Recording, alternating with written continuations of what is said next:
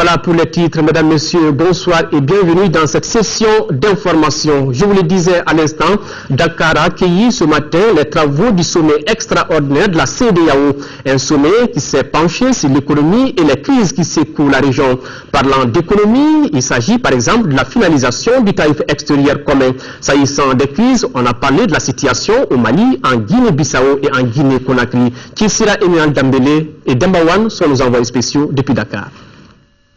Cette session extraordinaire de la conférence des chefs d'État et de gouvernement de la CEDEAO sera certainement un tournant décisif dans la vie de la communauté.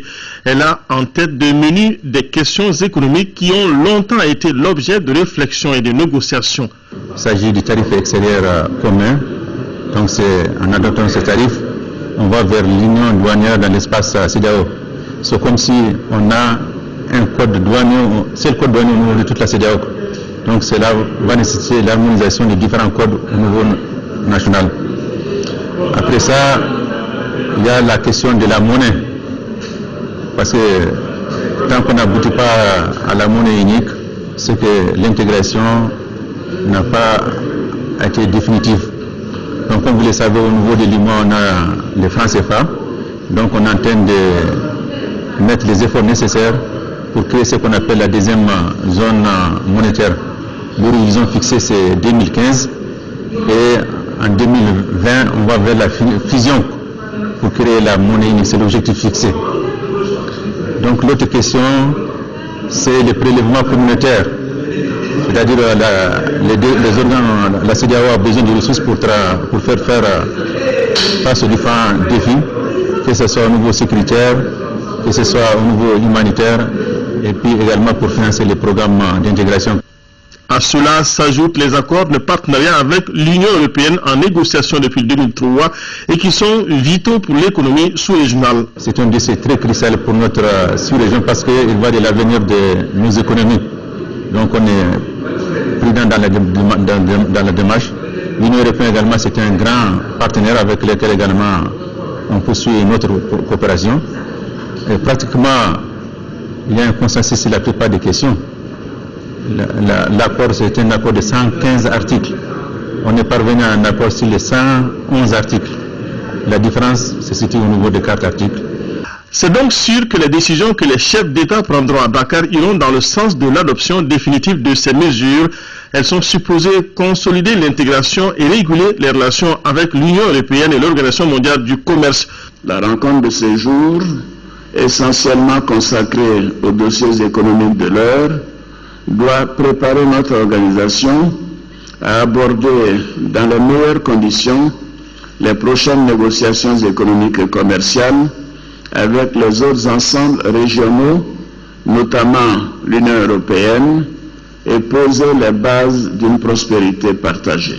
La CEDEAO a salué l'élection d'un président de la République et le retour de la légalité constitutionnelle au Mali. Le sommet qui a condamné les actes terroristes récemment perpétrés au Kenya et dans le nord du Mali a estimé que la lutte contre le terrorisme n'est pas terminée. C'est pourquoi le président en exercice de la communauté a invité les pays membres à rester solidaires et la communauté internationale à soutenir la lutte contre ce phénomène et contre l'insécurité.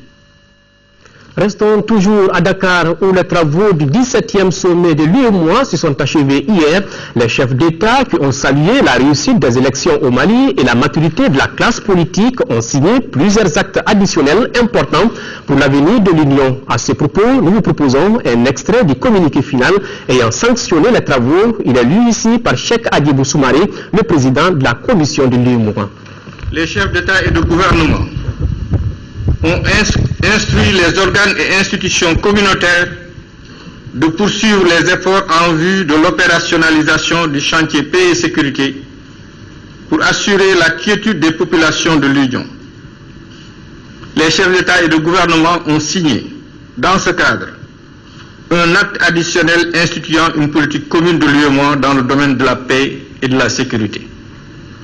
Les chefs d'État et de gouvernement ont en outre adopté un acte additionnel instituant une revue annuelle des réformes, politiques et programmes et projets communautaires au sein de l'espace UEMOA, placé sous la conduite du Premier ministre ou chef de gouvernement.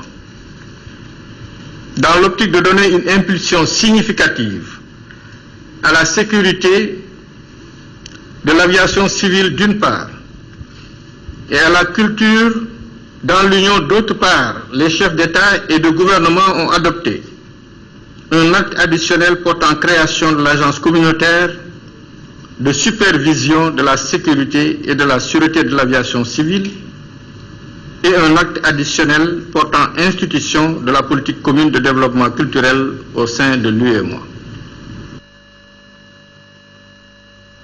Autre grand titre de ce journal, les ministres en charge des télécommunications de l'espace IMOA sont en conclave ici à Bamako. Ils font le bilan des actions entreprises et dégagent donc les perspectives pour les 3 années à venir. La réunion ministérielle se penche sur la stratégie et le plan d'action pour la promotion des transitions de l'analogique vers le numérique pour la radio et la télévision. La réunion de Bamako permettra de donner les orientations nécessaires à la réussite du processus d'intégration en matière de nouvelles technologies de l'information. La cérémonie d'ouverture était présidée par le Premier ministre, compte rendu Bourama Traoré. Une réunion de haut niveau des ministres en charge des télécommunications de l'UEMOA, une question fondamentale sur la table de discussion. Comment développer davantage et de façon harmonieuse le secteur des télécommunications et des TIC dans l'espace UEMOA. Dans cette perspective, 3 chantiers retiendront particulièrement notre attention, à savoir la stratégie et le plan d'action pour la promotion du secteur des TIC propose des projets à mettre en œuvre. L'approbation de ces documents permettra à la Commission de rechercher le financement de 10 projets. En ce qui concerne la transition de l'analogique vers le numérique pour la radio et la télévision, la Commission de l'UEMOA voudrait requérir vos avis et orientations sur les actions engagées au niveau régional. Le délai fixé par l'Union internationale des télécoms, l'UIT, pour l'achèvement de la transition numérique étant proche, juin 2015, la Commission souhaite vous informer sur le niveau de préparation des tests communautaires qui régiront le paysage audiovisuel de notre sous-région. Enfin, l'itinérance mobile ou roaming est un sujet de préoccupation dans notre sous-région en raison notamment des tarifs élevés, de la mauvaise qualité de service et de l'information insuffisante des consommateurs. En vue de corriger cette situation, la commission de l'UEMOA a élaboré un texte communautaire. Le document doit faire l'objet d'une communication au cours de cette réunion ministérielle. Une autre solution proposée, c'est la mise en place des réseaux sous-régionaux à haut débit pour assurer une meilleure circulation de l'information dans l'espace UEMOA.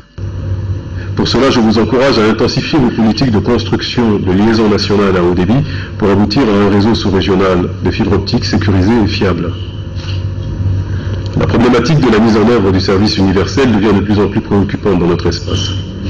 En effet, avec la convergence des technologies et des services, il est impératif pour les acteurs que vous êtes, messieurs les ministres, de procéder à une nouvelle définition du service universel dont la mise en œuvre permettra d'impulser de façon durable le développement de nos zones rurales ou éloignées. J'espère que des recommandations pertinentes seront prises par rapport aux meilleures pratiques en matière de conception et de mise en œuvre du service universel. Faire de nouvelles technologies de l'information et de la communication un meilleur outil d'intégration sous-régionale, voilà à quoi travaillent les ministres en charge des télécommunications de l'UEMOA. L'atteinte de cet objectif passe par la définition des orientations claires.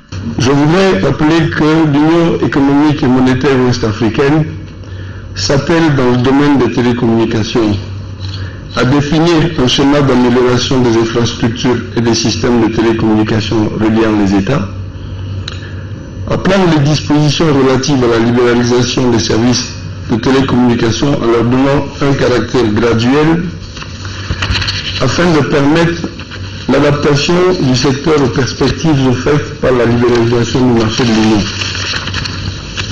Pour l'atteinte de ces objectifs et en tenant compte de l'évolution rapide du secteur, les ministres en charge des télécommunications et des TIC au sein de l'espace UEMOA se réunissent périodiquement pour évaluer les actions entreprises et donner les orientations nécessaires à la réussite du processus d'intégration en matière de nouvelles technologies de l'information.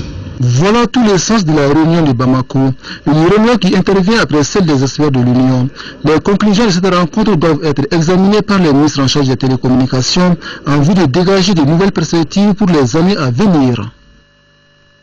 Le Premier ministre Oumar Tatamali a reçu cet après-midi en audience le secrétaire exécutif du Haut Conseil national de lutte contre le sida. Les deux personnalités ont discuté des dispositions à prendre après la crise au Mali. Nous y reviendrons dans nos prochaines éditions avec Youssouf Diakité. À l'occasion de la cérémonie solennelle de prestation de serment du médiateur de la République, le protocole de la République invite à la salle des banquets de la présidence de la République à Koulouba le samedi 26 octobre 2013 les personnalités suivantes: tous les membres du gouvernement, le cabinet de la présidence, tous les présidents d'institutions, son excellence monsieur le doyen du corps diplomatique, le cabinet et la famille des invités du médiateur de la République, les anciens médiateurs de la République, monsieur le gouverneur du district de Koulouba, les familles fondatrices de Bamako, le président du Haut Conseil islamique, l'archevêque de Bamako, le président de l'association des groupements évangéliques et protestantes du Mali, mise en place terminée à 18h30. Lors de la passation de commandement hier au camp militaire de Kati, le ministre de la Défense et des anciens combattants est revenu sur les événements du 30 septembre. Pour Soumeilou Boubei Maïga, les dossiers sont au niveau de la justice. Il est interrogé ici par Adama Koulibaly. La suite des événements du 30 septembre, les services d'investigation, les différents services sont mis à faire les investigations qui s'imposaient et à transmettre aux autorités judiciaires les dossiers qui étaient mérités d'être transmis pour dire que sur ce qui a été constaté, personne ne sera au-dessus de la loi et ils vont poursuivre les enquêtes jusqu'au bout parce que le rôle de l'État dans cette situation, et notre rôle à nous, c'est d'avoir une action impartiale, sans parti pris, et de faire en sorte que la loi, les règlements soient respectés par tous. Je ne veux pas dire au parquet de la Communauté ou une information judiciaire, une procédure judiciaire, ça ne relève plus de nous. Nous avons terminé notre part là-bas, notre part c'est de fournir des éléments de preuve que nous avons dit l'Assemblée pour que la justice suive son cours normal et que ceux qui ont été victimes puissent avoir des réparations, que ceux qui ont été coupables de crimes ou d'autres puissent être punis conformément à la loi. Les observateurs de la mission de l'Union africaine pour le Mali et le Sahel, MIACEL, séjournent au Mali depuis 7 mois maintenant et se sont rendus dans les régions du Nord et dans le district de Bamako pour constater les cas de violation des droits de l'homme pendant la crise qu'a connue notre pays. La mission a produit un rapport dans lequel elle demande aux autorités maliennes de mettre l'accent sur la bonne gouvernance. Pour plus de précisions, écoutons le chef de la mission de l'Union africaine pour le Mali et le Sahel, Reine Alapini Gansou, est interrogé par Mohamed Diarra. En matière des droits de l'homme, on ne peut jamais dire, même dans une situation de paix relative ou alors dans une situation dite d'état de droit et de démocratie, on ne peut pas dire que les droits de l'homme, que tout va bien en matière des droits de l'homme. Qui plus est dans un pays comme le Mali qui sort de cette crise très très très difficile, on ne peut pas dire que tout va bien. Il y a eu des violations des droits de l'homme au Mali. Nous l'avons relevé et nous ne sommes pas les premiers d'ailleurs à relever cela. Il y a eu des violations des droits de l'homme comme quoi par exemple? Il y a eu des violations des droits de l'homme, il y a eu des atteintes à la vie des populations, il y a eu des déplacés internes, c'est des questions de violation, il y a eu des réfugiés qui ne sont même pas encore rentrés chez eux. Il y a la question des femmes qui en temps normal sont déjà dans un état de pauvreté extrême. Mais ajouter à cela la situation de crise au Mali, il faut prendre leur situation en charge. Il faut prendre la situation des enfants en charge. Nous les voyons déambuler un peu partout dans nos grandes villes, à Bamako, à Mopti et autres. Il faut les prendre en charge. Ils ont droit à l'éducation. Ils ont droit à être préservés contre les affres de la guerre, des conflits au niveau des régions du Nord et autres. Dans le cadre de l'application de l'accord de Ouagadougou, le gouvernement a procédé à des libérations, certainement aussi à la levée des mandats d'arrêt. Est-ce que vous pensez que c'est une bonne chose? Je crois que c'est seulement en dialoguant, en discutant, c'est-à-dire les acteurs politiques discutent avec les acteurs sociaux, les populations et autres, qu'on peut trouver des solutions négociées. Et parlant de l'impunité, je crois qu'il faut toujours penser aux victimes. C'est le droit des victimes qu'il faut mettre par-dessus tout. À Koulikoro, le chef d'état-major général adjoint des armées a présidé aujourd'hui la cérémonie d'ouverture solennelle des écoles militaires du Mali. La rentrée académique 2013-2014 des écoles militaires marque le couronnement de plusieurs années de réformes entreprises par notre pays et ses partenaires. Koulikoro, le point avec Seydou Traoré. Les écoles militaires ouvrent leurs portes pour l'année académique 2013-2014. Une nouvelle année qui démarre après les excellents résultats obtenus en 2012. Il s'agit d'objectifs atteints dans la formation de quelques 20 officiers, dont 5 étrangers à l'école d'état-major, 48 officiers de l'école militaire d'administration, dont 8 venant de 7 pays africains. À cela s'ajoutent les autres effectifs formés dans le cadre de la coopération française et au niveau des écoles des sous-officiers et du Britannique militaire de Kati. Pour cette rentrée académique, la hiérarchie militaire en charge de la formation s'engage à jouer sa partition. Les stagiaires ont plus de responsabilités. Aux stagiaires et élèves, je voudrais les inviter à demeurer conformes et respectueux des devis des différentes écoles, car elles sont plus que sacerdotales pendant le temps d'instruction et de formation.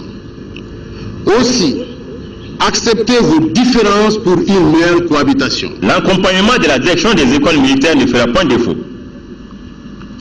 Elle sera toujours là, apportant tout son soutien, notamment à travers l'offre de toute l'expertise requise et parfois la conduite des missions d'évaluation et de contrôle. En présence du chef d'état-major général adjoint des armées Didier Dako, les deux orateurs du jour ont fait une mention spéciale à la mission de l'EITM pour son assistance morale et technique dans la formation des différents stagiaires.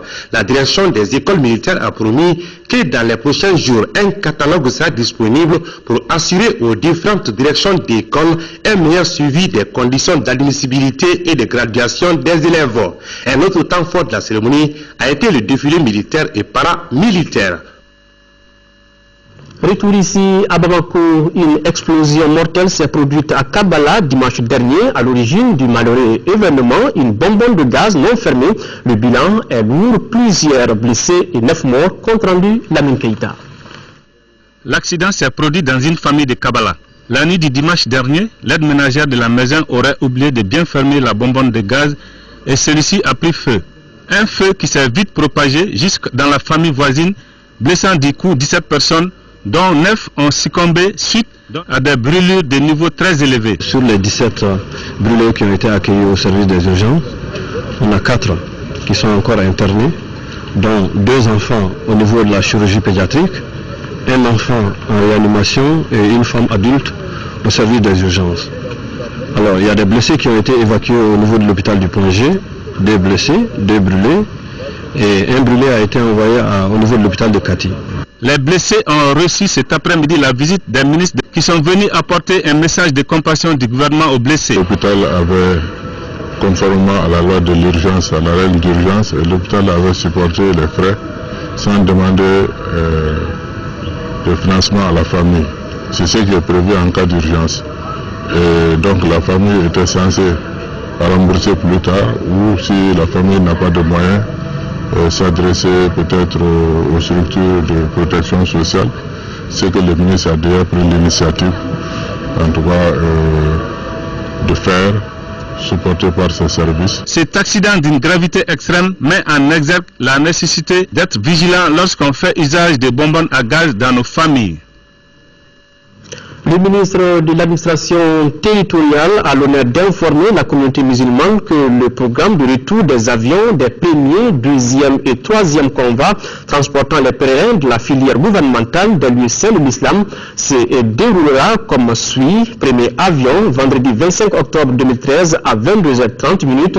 Deuxième avion samedi 26 octobre 2013 à 16h30. Troisième avion dimanche 27 octobre 2013 à 16h30. Bon retour aux pèlerins. Bonne nouvelle pour les populations des régions de Tombouctou et Mopti, plus de 3 milliards de francs CFA. C'est le montant que la Suède met à la disposition du gouvernement malien pour la mise en œuvre d'un programme dans le delta intérieur du Niger. La convention a été signée hier après-midi, compte rendu Alpha Maïga. Le delta du Niger est classé aujourd'hui site Ramsar, un habitat naturel de nombreux oiseaux euro-asiatiques dont la plupart viennent de la Suède. Et c'est ce pays, la Suède, qui met la main à la poche pour la mise en œuvre du programme de développement durable du delta intérieur du Niger. 2 ans, c'est la durée du programme.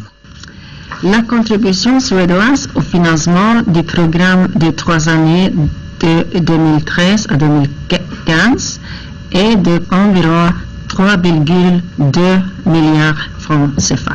Nous estimons que ce programme, au-delà du renforcement des capacités de résilience des capacités des communautés et des écosystèmes au effet des changements climatiques, contribuera aussi à long terme de la paix et la sécurité, surtout dans les régions de Mopti et Tombouctou.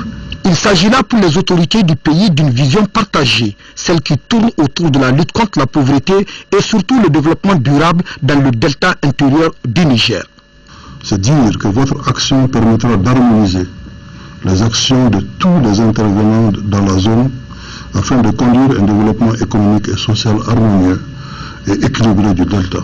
Je puis vous assurer que ces ressources financières seront utilisées à bon escient. Le delta du Niger reste encore un des cordons vitaux du pays. Joli environnement, un bilan à mi-parcours. Le programme d'assainissement lancé il y a de cela quelques jours dans le district de Bamako commence à porter ses fruits. L'amélioration du cadre de vie, récupération des espaces de sport par les jeunes, ce sont là quelques acquis constatés ce matin au cours d'une visite effectuée par le ministre de l'Environnement et de l'Assainissement sur les sites de dépôt d'ordures en commune 3 et 2 du district de Bamako, Alpha Maïga. Regardez le site des tas d'ordures du Kandig.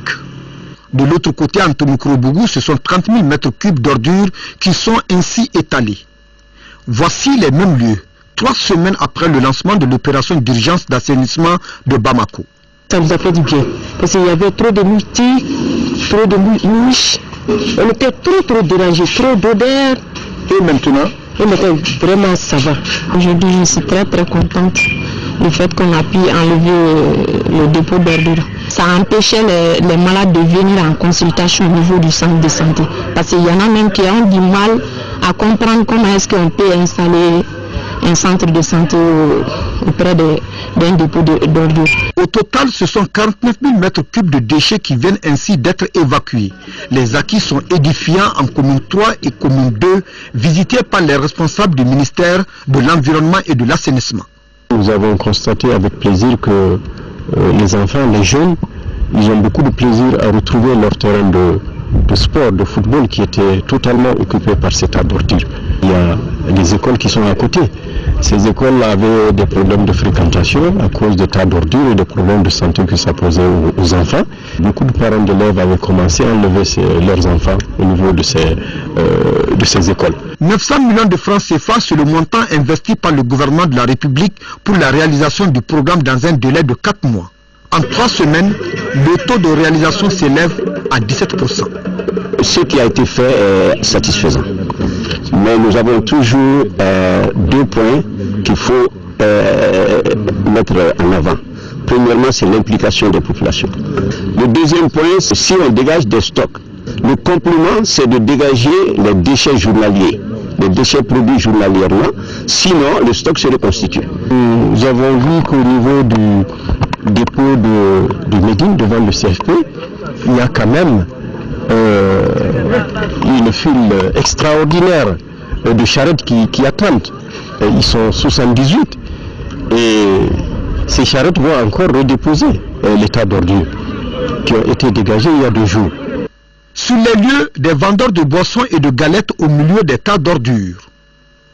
Pire, cet homme prenant tranquillement son thé comme s'il était porteur d'un antivirus contre les déchets. Il y a 4 ans de cela, Médecins du Monde initiait le projet Sahel visant l'accès aux soins de santé des populations dans les districts sanitaires de Koro au Mali, Djibo au Burkina Faso et Keïta au Niger. Un projet qui vient de prendre fin. Les acteurs de cette initiative se sont réunis dans la capitale burkinabé pour faire le bilan de leurs réalisations dans les 3 districts sanitaires. Un bilan jugé satisfaisant. Nos envoyés spéciaux à Ouagadougou, Adama Kodio et Seydou Sissoko. Avec une population de 410 558 habitants, le district sanitaire de Koro, situé dans la région de Mopti, a bénéficié d'un certain nombre d'avantages du projet. Et pour ce qui concerne essentiellement la référence évacuation, avec ce projet-là, la caisse de solidarité qui permet d'assurer le transport des femmes des aires de santé vers le centre de santé de référence a bénéficié d'un appui conséquent. Un taux de réalisation des césariennes a connu une amélioration. En 2010, ce taux était à 0,8% et en 2011, par exemple, ce taux a augmenté à 1,6%.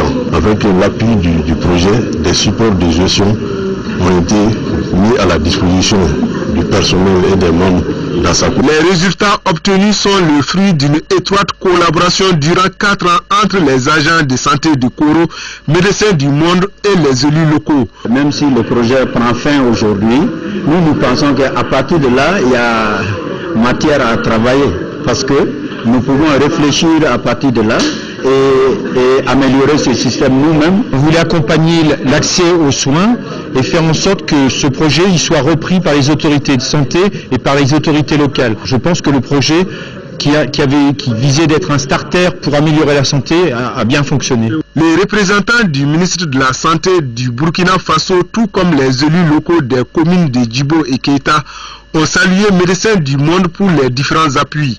La cérémonie a été marquée par des récits de poèmes des scolaires et l'exposition d'objets d'art en guise de plaidoyer pour l'implication accrue des décideurs en faveur des femmes enceintes et des enfants de moins de 5 ans. Après Ouaga, direction Paris, après quelques années d'isolement, les artisans maliens se lancent à l'assaut du marché européen. Une foire exposition se tient en ce moment à Villeneuve dans la région parisienne. Le ministre de l'Artisanat et du Tourisme est sur place pour donner plus de visibilité à l'événement. Reportage Magamfil Konaté. Après 2 années d'absence, l'artisanat malien est de retour à Paris. Pour la première fois, le Mali expose son savoir-faire à Villetaneuse. Il s'agit donc de présenter le Mali comme une terre d'accueil du Tchatria, d'amitié et de solidarité, qui bien évidemment nous compte d'honneur. Du bazin, du bogolan, la bijouterie, la maroquinerie, les produits cosmétiques à base du beurre de karité, les objets décoratifs, l'artisanat touareg, tout est représenté à cette foire exposition. Une véritable rencontre avec le Mali et une solidarité affirmée avec les artisans maliens, diront Karine Juste. On sait combien l'artisanat est important dans l'économie du Mali. Leur permettre de faire connaître leur artisanat, c'est permettre aussi de faire vivre l'économie. Donc c'est un acte de solidarité pour nous important et qui s'ancre de relations qu'on a nombreuses depuis un certain temps, notamment dans le cadre de la coopération décentralisée avec Konya-Kari dans la région de Kanya. Jeux de société et univers décoratifs touareg sont aussi au rendez-vous. Occasion pour Madame le ministre de l'Artisanat et du Tourisme d'affirmer que la destination du Mali est maintenant sûre et même très sûre. Il y a une certaine stabilité au niveau du Mali et que les touristes, pourquoi pas, les touristes peuvent déjà venir dans le sud et même dans les zones de Tombouctou. Donc c'est dans ce cadre-là que nous avons fait ce déplacement et prendre contact avec plusieurs mairies, la mairie de Montreuil, la mairie de Ivry. Donc là, nous sommes convenus d'un planning que nous ferons au courant de 2014. Donc là, c'est une première édition à Villetaneuse. Cette foire exposition se poursuit à Villetaneuse jusqu'au dimanche 27 octobre. Avis donc aux amateurs d'objets d'art décoratifs made in Mali. Voilà, sur place, l'ambassadeur du Mali en France, Boubacar Sidiki et tout. Nous sommes en France, nous y restons là-bas. Le ministre Moustapha Ben Barka, en compagnie, donc en charge des investissements, participe depuis mercredi dernier à la 7e rencontre internationale sur le partenariat public-privé. Le ministre malien a eu plusieurs rencontres avec les investisseurs de plusieurs secteurs. Il a également participé à une rencontre sur les opportunités d'investissement en Afrique où il a décliné la nouvelle politique gouvernementale en matière d'investissement privé. Makamfin Konaté. Le Mali post-crise fera de la décentralisation le moteur de son développement. Participant à la 5e rencontre internationale sur le partenariat public-privé, le ministre Moustapha Ben Barka, chargé de la promotion des investissements, est venu charmer les investisseurs internationaux. Pour le ministre Ben Barka, un boulevard d'opportunités s'offre désormais pour les investisseurs au Mali. Le boulevard qui s'ouvre aussi bien pour le secteur public, mais également pour le secteur privé, pour saisir des opportunités dans différents secteurs. Nous avons l'agriculture aujourd'hui qui est un secteur porteur dans lequel nous allons baser le développement économique du Mali, à travers cela la création et également l'impulsion de PPP dans les infrastructures économiques, l'énergie, les télécommunications, les transports. Secteurs transversaux qui permettront de redynamiser l'économie du Mali, les investissements à ce niveau bénéficieront de toute l'attention du gouvernement malien. C'est donc un véritable avocat du secteur privé que le ministre Ben Barka s'est adressé aux investisseurs. Je défends les intérêts du secteur privé parce qu'aujourd'hui il faut qu'il y ait quand même une compréhension et une synergie d'action entre le public et le privé. Il n'est pas toujours dit, nous avons toujours vu en Afrique, quand on parle de PPP, c'est toujours l'État qui est en avant. Non, c'est l'État et le secteur privé qui doivent être en avant pour vraiment qu'on ait vraiment un vrai secteur de PPP qui puisse contribuer au développement de nos économies. Une réforme ambitieuse qui profitera surtout aux collectivités décentralisées. L'État malien entend désormais favoriser l'implication du secteur privé malien et international dans le développement des collectivités, soutient le ministre Ben Barka. Nous avons l'ambition aujourd'hui de réformer le secteur, de revoir dans quelle mesure aussi bien le secteur privé malien, mais également international, peuvent aujourd'hui prendre part dans le développement que nous impulsons. Aujourd'hui, on a ambition avec la décentralisation de déconcentrer aujourd'hui l'économie malienne qui est toujours concentrée dans les grands centres urbains, mais de le décentraliser, de déconcentrer l'économie au niveau des communes. Ce qui veut dire que les PPP ne seront pas juste le fait de l'État central, mais également des communes. La bonne parole étant prêchée, les garanties étant données, les investisseurs privés peuvent désormais conjuguer le développement du Mali au futur simple. Parlons toujours affaires. La capitale fédérale américaine abrite depuis ce matin la 5e assemblée générale de l'APG World Connect. Il s'agit du plus grand regroupement de représentants de compagnies aériennes et d'agences de voyage à travers le monde. C'est donc la 5e assemblée générale qui va mettre l'accent sur le développement de nouvelles destinations, notamment en Afrique, et dont le Mali assure la vice-présidence pour le continent et le Moyen-Orient. De Washington, plus de précisions avec Salif Sanogo. Ils sont venus des 4 coins du monde pour prendre part à cette 5e assemblée générale d'APG. Ils sont en effet 176 pays membres à constituer le premier réseau mondial de représentants de compagnies aériennes. APG est un réseau mondial de sociétés qui rendent des services aux compagnies aériennes, différentes sortes de services, notamment des solutions de distribution et des solutions financières pour aider les compagnies aériennes. On est divisé en 4 régions, l'Europe, les Amériques, l'Asie et dernière région, l'Afrique et le Moyen-Orient, dont je suis le vice-président. Au menu de cette 5e assemblée générale, des sujets aussi importants que ceux relatifs au développement de nouvelles destinations, les stratégies de croissance et de diversification pour certaines zones, sans oublier l'interaction entre les agences de voyage et les compagnies aériennes. Un thème qui peut beaucoup intéresser le Mali, seul pays africain à être membre du comité directeur d'APG. Ce qui est important, c'est de noter qu'une société malienne comme ATS, qui se développe au Mali dans tous les métiers de l'agence de voyage, fait une extension pour faire réellement un groupe africain. Et c'est important, groupe africain qui aujourd'hui compte des sociétés dans 7 autres pays, et il y en a d'autres qui sont en train de venir. C'est quelque chose de très très important pour nous. C'est notre plan de développement. Ça arrive à un moment aujourd'hui où le métier de base qui était le tourisme pour nous est en grosse difficulté. Malheureusement, cela va prendre quelques années encore pour repartir. Mais voilà, on est en train de reprendre des forces et puis de continuer à attaquer. C'est ça que nous pouvons apporter à notre pays, et puis c'est à ça qu'on s'attelle tous les jours. Selon les spécialistes, APG est perçu comme étant l'organisation des Nations Unies dans le domaine de l'aéronautique civile et des agences de voyage. Et la présence du Mali comme étant le seul pays africain au sein du comité directeur est un message très important, et cela peut avoir également de réelles retombées pour le pays. Voilà la 5e assemblée générale de APG World Connect. La 8e session ordinaire de la conférence des ministres du commerce de l'UIA, ouverte hier, s'est achevée ce vendredi à Addis Abeba au siège de l'institution africaine. La conférence, qui a vu la participation de plusieurs ministres du continent, a été sanctionnée par un engagement des ministres du commerce à faire de l'intensification du commerce intra-africain une priorité, une priorité ministérielle. Ils ont également abordé la pertinente question de la création des zones de libre-échange avant de convenir d'une position commune africaine dans la perspective de la conférence ministérielle de l'OMC prévue à Bali en Indonésie du 3 au 6 décembre prochain.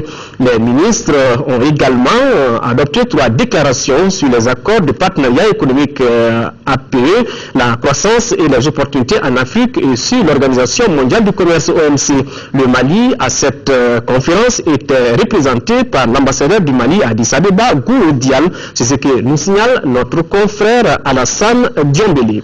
Retour ici à Bamako, comment corriger le faible niveau de la réalisation des prévisions de recettes annuelles de la Direction nationale des domaines et du cadastre. La question est depuis ce matin au centre d'une réunion initiée par le département en charge des domaines de l'État et des affaires foncières. Reportage Nando Dambélé. Les domaines et le cadastre constituent des secteurs très complexes dont la gestion suscite des suspicions et beaucoup de frustrations pour les citoyens.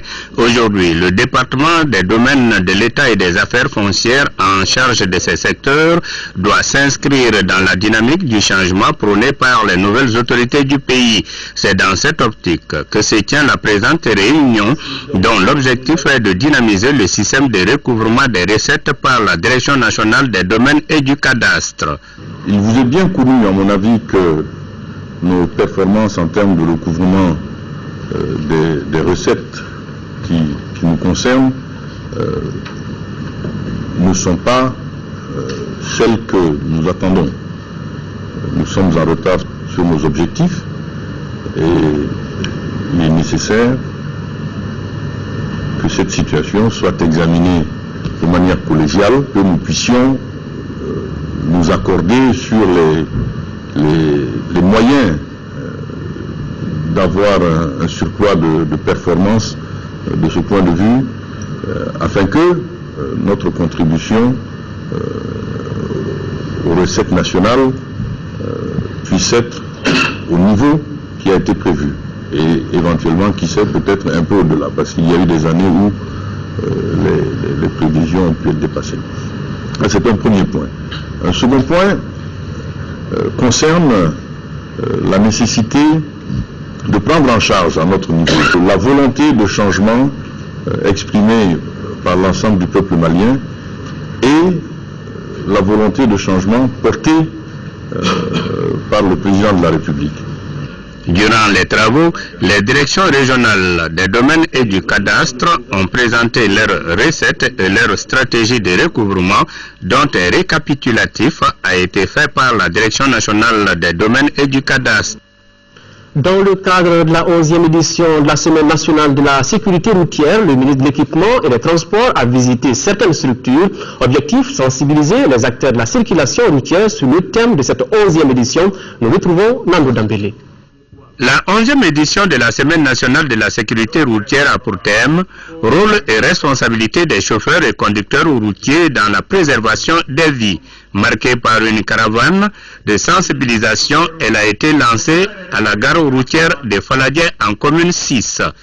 La commune 6 réunit régulièrement dans le cadre de ses activités les 10 chefs de quartier et les 260 imams pour la sensibilisation des populations. S'inquiétant de la recrudescence des accidents de la circulation dans leur commune, les leaders d'opinion, à travers leur porte-parole Mandjou Diarra, ont invité tous à l'observance des règles du code de la route. Même message du ministre de l'Équipement et des Transports aux usagers de la route, notamment aux chauffeurs et conducteurs routiers, cible de cette 11e édition. Toujours dans notre quête de la sécurité routière, nous en appelons à tout le monde pour nous accompagner à respecter les normes de conduite, à respecter le code de la route tout court. Dans la même foulée, le ministre a visité les gares routières de Sogoniko, de Medinakura et l'auto-école Kanaga. Nous sommes déjà en train d'étudier la faisabilité de faire une grande gare routière moderne. Partie de Bamako, la caravane doit sillonner plusieurs localités du pays. Partager avec la presse et la société civile les résultats de l'analyse de la loi des finances 2013, c'est l'objectif d'une conférence débat organisée par le groupe de suivi budgétaire. Elle était animée par le ministre délégué chargé du budget et le président de la commission finances de l'Assemblée nationale. Reportage Batraoré. Le rapport d'analyse de la loi des finances 2013 produit par le groupe de suivi budgétaire est un document de 32 pages. Son objectif est d'informer les citoyens sur le processus budgétaire pour une meilleure transparence. Le groupe de suivi budgétaire estime que cette loi des finances 2013 a des insuffisances. Par rapport à la pratique, par rapport surtout aux aspects de communication avec les populations, il y a un grand déficit à ce niveau. L'information du public sur le budget, c'est l'élément fondamental aujourd'hui, la plus grande préoccupation du groupe de suivi du budgétaire, et c'est ça l'objet aujourd'hui du débat qui est là. Donc oui, prise en charge des dispositions du code de transparence dans sa majorité par rapport à la loi de finances 2013, non par rapport à l'information aujourd'hui du public à hauteur du souhait. Ce combat du groupe de suivi budgétaire est légitime car la communication joue un rôle important en matière de démocratie. Nous avons eu des débats extrêmement riches, des échanges extrêmement fructueux qui ont posé les bases et qui nous ont permis donc de cerner l'ensemble des points d'insuffisance que nous avons aujourd'hui pour accroître et améliorer la transparence dans la mise en œuvre du budget. La commission finances de l'Assemblée nationale et le département en charge du budget disent avoir pris bonne note des insuffisances signalées. Le réseau d'appui à la décentralisation et déconcentration de l'éducation au Mali a été mis sur le fonds baptismaux à Bamako. Il regroupe les acteurs étatiques de la décentralisation, les collectivités territoriales, la société civile et les ONG. La mise en place de ce réseau s'inscrit dans le cadre de la politique de décentralisation de l'éducation au Mali, compte rendu Lamine Keïta. La décentralisation est en marche au niveau de l'éducation, mais des progrès restent à faire. D'où la nécessité de la mise en place de ces réseaux pour appuyer les efforts du gouvernement dans le secteur éducatif. Par la création de ce réseau, nous n'avons nullement l'intention de minimiser les efforts abattus par les différents gouvernements. Oui, des acquis sont fort appréciables et valent à notre cher pays aujourd'hui d'être cité un exemple en la matière. Loin de nous cette prétention de nous substituer aux acteurs de la décentralisation et de la déconcentration. Je m'en vais citer de façon spécifique, s'agissant de l'école, de la CAD, qui a un de succès notoire et qui sera le partenaire privilégié de RADEM. Pour les représentants du ministre de l'Éducation nationale, la décentralisation est sans nul doute un cadre idéal de mise en œuvre de la politique nationale éducative et d'amélioration de l'accès à tous à une éducation de qualité. C'est plus qu'un simple cadre de concertation. C'est un puissant outil de mise en œuvre de stratégies de plaidoyer et d'influence à l'échelon local, national et sous-régional qui vient de prendre corps aujourd'hui. Le réseau d'appui à la décentralisation et déconcentration de l'éducation au Mali est conduit par un bureau de 11 membres pour un délai d'1 an renouvelable. Contribuer à centrer la gouvernance issue des élections générales de 2013 sur les priorités des citoyens, tel est l'objectif d'un forum public qui s'est tenu hier à Caille.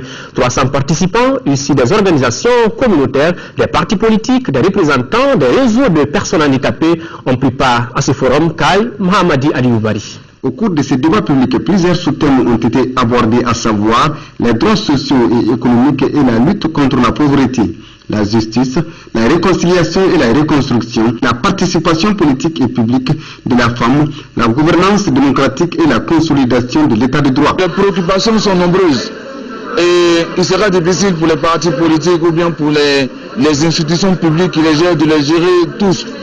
Mais c'est de donc multiplier ces genres d'espaces d'échange, de dialogue avec les populations pour les écouter un temps soit peu. Ce forum public organisé par NDI avec l'appui financier de l'USAID a regroupé plus d'une centaine de participants venus du cercle de Caille, issus des organisations communautaires, syndicales, religieuses, des partis politiques, des organisations féminines, entre autres. Le directeur du cabinet du gouverneur Kamankani dira que ce forum est venu à point nommé et il a invité les participants à faire une restitution du forum dès leur retour. Je pense qu'il y a beaucoup d'impairs que l'on commet aujourd'hui dans le cadre des élections.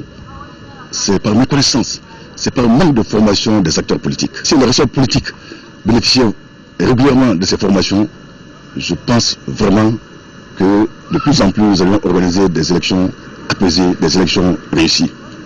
Le dit forum de NDI vise à rapprocher, en créant des espaces de dialogue et d'échange, les politiques, les institutions publiques et les citoyens, permettant aux premiers de s'enquérir des préoccupations des seconds, leurs attentes sur la gouvernance à venir en rapport avec les questions économiques, politiques et sociales. Parlons encore élections. Kidal prépare activement les législatives. 10 agents de la délégation générale aux élections de juillet sont sur place pour appuyer les commissions administratives des communes dans le processus de révision de la liste électorale. Reportage Tchemogo Sagara.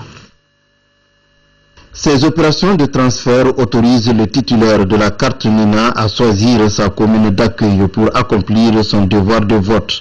Pour ce faire, 10 agents de la délégation générale aux élections sont arrivés à Kidal pour appuyer la commission administrative d'établissement et de révision des listes électorales. Nous sommes à Kidal dans le processus de transfert. On doit transférer les électeurs dans les différentes communes ou dans les différents quartiers. On doit partir dans les différents cercles. Nous, particulièrement, notre équipe doit partir à Tissalit. Simple et rapide, ces opérations de transfert se poursuivront jusqu'au 31 octobre 2013, à la grande satisfaction de toute la population de la 8e région. La satisfaction, c'est vraiment d'aller voter dans la localité natale. C'est le but. Et surtout voter chez vous. J'ai été très bien accueilli et ça a été vraiment rapide.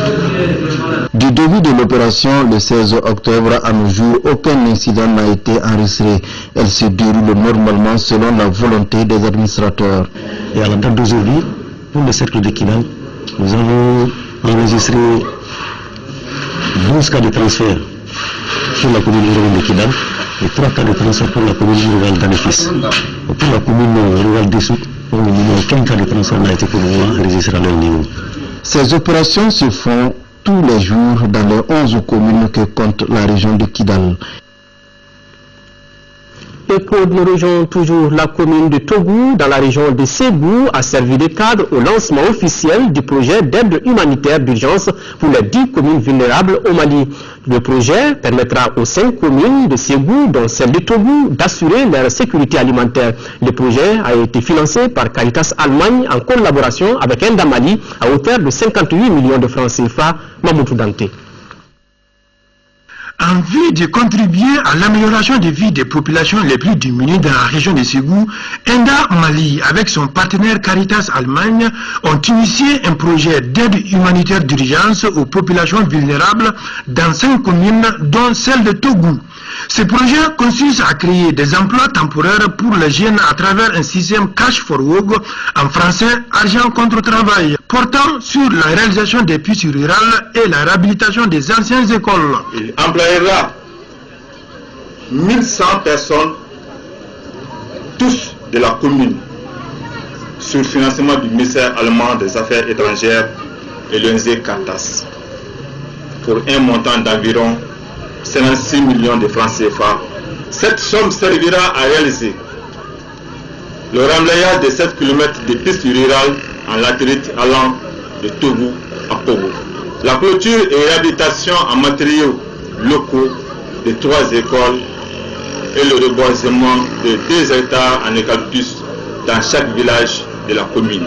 Ces travaux à haute intensité de main-d'œuvre permettront non seulement de soulager les populations de la faim par l'obtention d'argent pour acheter les grains, mais aussi d'assurer une meilleure sécurisation de l'espace scolaire des 3 écoles, une meilleure circulation des populations et de leurs biens, et enfin une meilleure protection de l'environnement.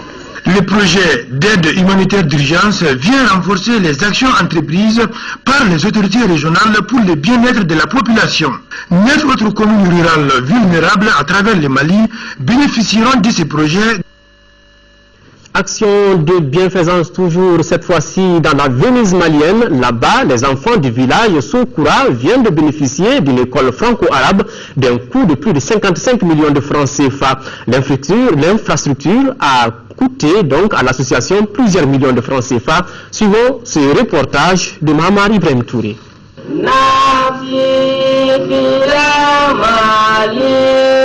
L'hymne en arabe a donné le ton à la cérémonie d'inauguration de l'école franco-arabe Darul Ilmi de Sokoura. D'un coût de 55 870 375 francs CFA, l'infrastructure comprend 6 salles de classe dotées de tables-bancs, un bureau-magasin, des latrines entièrement financées par l'association des jeunes ressortissants de Sokoura à l'étranger. Les enfants de Sokoura seront gratuitement inscrits et dotés de kits scolaires. La création de cette madrasa aura un avantage capital dans la mesure où elle permettra de rehausser les taux de scolarisation de la commune de Sokoura et l'épanouissement de nos enfants pour le développement harmonieux de notre pays. Les jeunes de Sokoura en Côte d'Ivoire attendent jouer leur partition dans la formation et l'éducation de leurs frères et sœurs et de leurs enfants de Sokoura. Il n'échappe en effet à personne que le meilleur cadeau qui puisse être fait à un enfant pour lui permettre d'affronter la vie, c'est bien l'éducation. L'école a des mérites et des avantages et les enfants sont exposés à toutes sortes de mots. L'inauguration d'une école franco-arabe dans le village de Sokoura est une réponse. Vous contribuerez ainsi à éliminer tous ces mots à l'endroit de ces enfants. Il ne suffit pas seulement de construire et d'équiper une école. Il faut aussi veiller à ce qu'elle soit fréquentée. Et maintenant, aux bénéficiaires de préserver ces joies architecturales. Le positionnement et le soutien aux femmes candidates aux législatives comme défi démocratique, contraintes et solutions, c'est le thème de votre émission législative 2013, les vrais enjeux. Yaya Konaté et Sidiki Dambélé reçoivent les représentantes du ministère de la promotion de la femme, de la famille et de l'enfant, du parti Yéléman, du PDS et du CENID. Quelles sont les contraintes à la participation des femmes à la vie publique et comment y remédier? La réponse dans législative 2013, les vrais enjeux, une émission que vous pouvez suivre après ce journal. Voilà, ce journal s'achève.